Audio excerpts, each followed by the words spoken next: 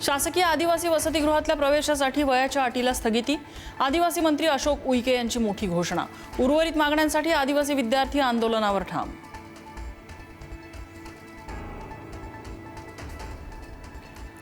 पुण्याच्या मांजरीतील आदिवासी आंदोलकांच्या उपोषणात विद्यार्थ्यांची प्रकृती खालावली। उपोषणादरम्यान 2 विद्यार्थ्यांना भोवळ, तर राहुल गांधी विद्यार्थ्यांच्या भेटीला येणार।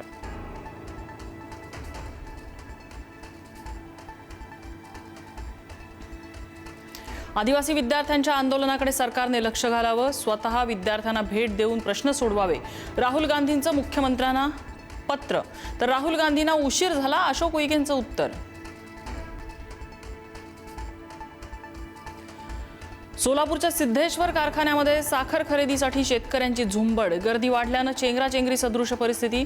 साखर वाटपाच्या नियोजनावर शेतकऱ्यांचं प्रश्नचिन्ह।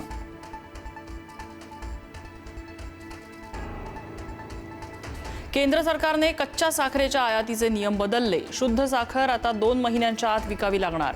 आयात केलेली कच्ची साखर 2 महिन्यात विकावी लागणार। साठेबाजी टाळण्यासाठी बुलढाण्यात साखर खरेदीवर निर्बंध। एका व्यक्तीला 2 किलोच साखर देण्याचा स्मार्ट बाजाराचा निर्णय। तर अमरावतीच्या डीमार्टमध्ये साखरेचा तुटवडा। साखर उपलब्ध होत नसल्यामुळे ग्राहकांची गैरसोय।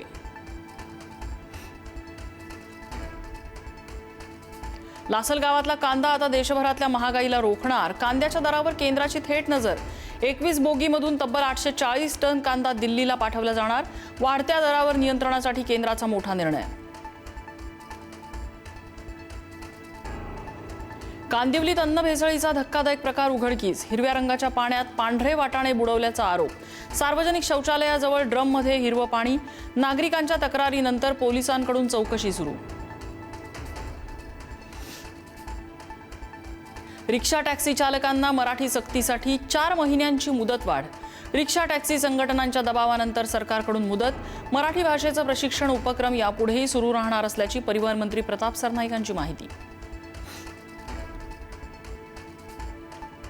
मुंबईतील T1 विमानतळ पाडण्यापूर्वी वाहतुकीला होणार मोठे बदल। टर्मिनल 2 वरच्या 1/3 उड्डाणं नवी मुंबई विमानतळावर हलवण्यात येणार।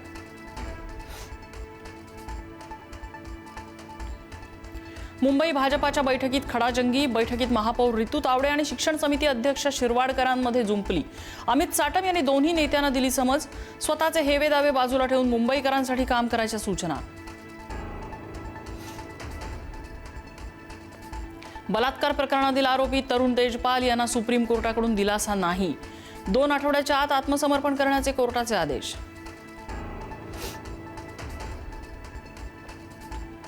राज्यात पुढील 3 दिवस पावसाचा जोर। मुंबई, ठाणे, पालघरला मुसळधार पावसाचा इशारा।